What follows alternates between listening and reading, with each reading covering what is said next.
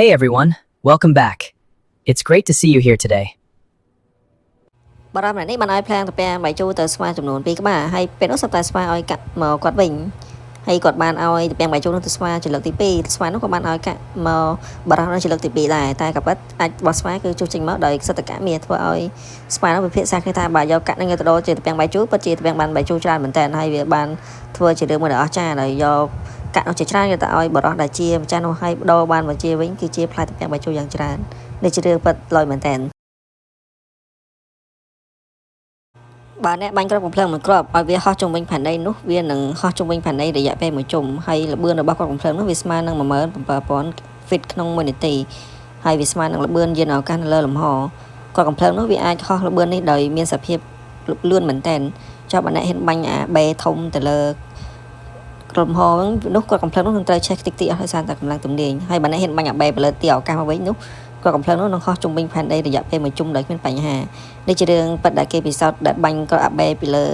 អវកាសមកលើភពផែនដីដោយប្រើល្បឿនលឿនបំផុត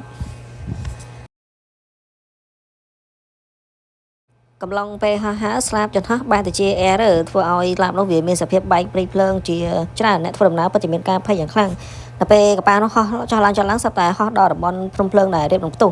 ពេលនោះភ្នំភ្លើងបានផ្ទុះពាំងឡើងល្ងឹតមេឃធ្វើឲ្យ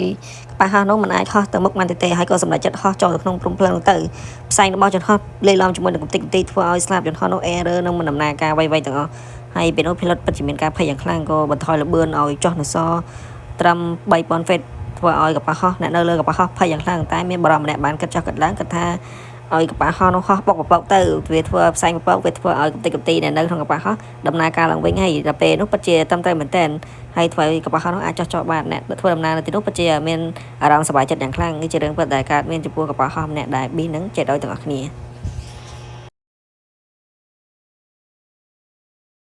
នេះជាលោក Donald Trump ដោយសារតែស្រឡាញ់ការហាត់ប្រាណខ្លាំងពេកគាត់ចង់បានសាច់ដុំធំៗក៏ព្យាយាមហ្វឹកហាត់ពេលមួយថ្ងៃទៅមួយថ្ងៃខំហត់ផងខំលើកប្រវងផងធ្វើឲ្យសាច់ដុំគាត់ពេលនោះឡើងបន្តិចគាត់សប្បាយចិត្តឡើងខ្លាំងហើយគាត់ព្យាយាមអត់ស៊ីអីទាំងអស់ស៊ីតែបាយជាមួយស្លបញ្ចូលហើយគាត់ព្យាយាមហ្វឹកហាត់រាល់ថ្ងៃធ្វើឲ្យថ្ងៃមួយគាត់ទទួលបានសាច់ដុំមួយឡើងធំហើយទទួលបានពាននេះជាវិធីដែលគេធ្វើបកងឲ្យបានត្រឹមត្រូវដំបូងអ្នកត្រូវចាក់ខួរនោះបកងដាក់ចូលក្នុងទឹកក្តៅបន្ទាប់មកអ្នកស្រង់វាចេញហើយបន្តមកទៀតអ្នកកាច់ជើងវាបន្តិចហើយអ្នកយកអាមួតាគៀបវាឡើងលើហើយហូតចេញមកសាច់បន្តមកទៀតអ្នកពុះតាគៀបវាជា2អ្នកនឹងឃើញសាច់ឡើងប៉ុណ្ណានៅក្នុងតាគៀបហ្នឹងបន្តមកអ្នកមួក្តិតវាខាងក្រោយហើយអ្នកបកអាសបកខាងក្រោយចេញអ្នកយកសាច់មក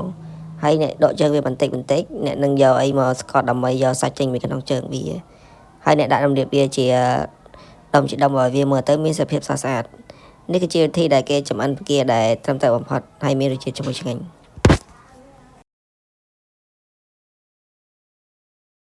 ដល់ពេលដែលរាជិនីសម័យពងនោះរាជិនីពងត្រូវតែដោះស្លាប់ចេញបន្ទាប់មកចូលទៅក្នុងរោងហើយយកដុំដីបិទរោងនោះកុំឲ្យមានសត្វអីផ្សេងចូលទៅក្នុងរោងហើយព្យាយាមបញ្ចេញពងពីមួយថ្ងៃទៅមួយថ្ងៃបានរាប់ម៉ឺនក្បាលដល់ពេលរាជិនីនោះពងនោះក៏បានដើរឡើងទៅស្រែកវាតាញ់ឃ្លានហើយក៏មានវងសម្អល់ជាច្រើន